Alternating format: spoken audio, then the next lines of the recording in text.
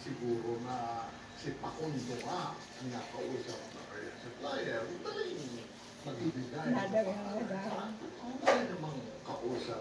Anong flavor? Yung quality mo. Mangga, ube, chocolate. Ay, depende chocolate pala.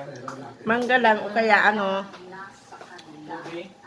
Mangga daan, kaya napakadaling ipabunto. Avocado. Gagamitin nila ang pera natin. Wow, nagkain si Bibi ng okra. At saka sitaw. Wow! Kaya sabihin natin mantika.